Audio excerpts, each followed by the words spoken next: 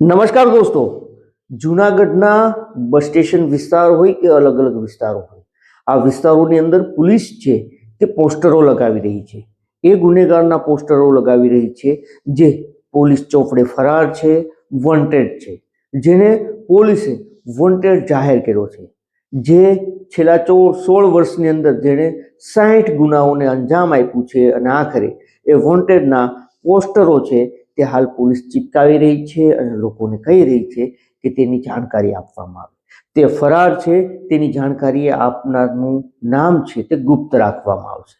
આખરે કોણ છે આ આરોપી, કોણ છે વોન્ટેડ, જેણે શું કાંડ કર્યો છે કે પોલીસ તેને શોધી રહી છે. એક સમય હતો જ્યારે 11 જિલ્લાની પોલીસ તેને શોધી રહી હતી, પરંતુ તે પોલીસના હાથે નહોતો લાગી રહ્યો અને હવે તે પોલીસે તેને ભૂતકાળની અંદર પકડ્યો હતો, પરંતુ ફરી એક વખત પોલીસ છે તેને શોધી રહી છે. તો આવો જાણીએ કોણ છે આરોપી અને શું છે તેના કારનામા. આ તમામ મુદ્દે વાત કરીએ, વિડીયોની શરૂઆત કરીએ. નમસ્કાર દોસ્તો, હું છું દિલીપ મોરી અને આપ જોઈ રહ્યા છો નમસ્તે ગીર.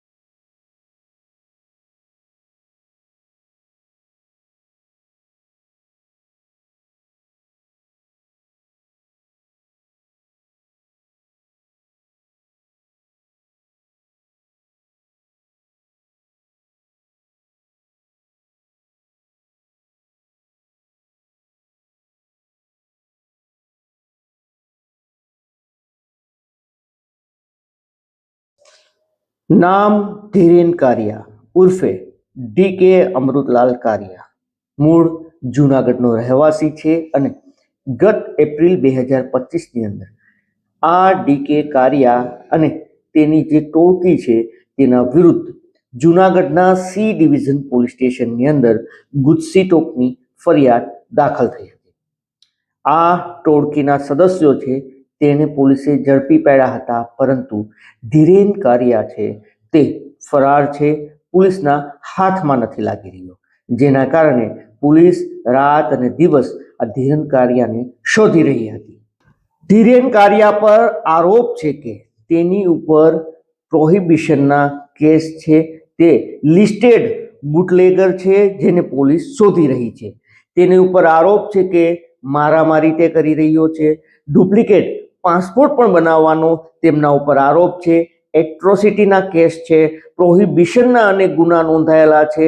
એટલું જ નહીં, તે અને તેની ટોળકી છે તેના વિરુદ્ધ દસ્તાવેજો સાથે છેડછાડના પણ ગુનાઓ થયા હોવાનું નોંધાયું છે અને તેના કારણે જ ધીરેન કારિયા સામે પોલીસે ગુજસીટોક દાખલ કરી છે, પરંતુ આ ધીરેન કારિયા છે તે પોલીસ પહોંચથી બહાર છે.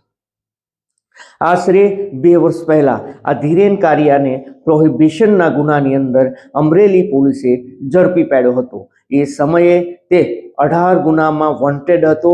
તેને 11 જિલ્લાની પોલીસ છે તે શોધી રહી હતી. આ 11 જિલ્લામાં તેમના વિરુદ્ધ પ્રોહિબિશનના ગુના નોંધાઈ ચૂક્યા હતા અને પોલીસ તેની શોધખોળ કરી રહી હતી, પરંતુ આ ધીરેન છે તે પોલીસના હાથમાં નહોતો આવી રહ્યો.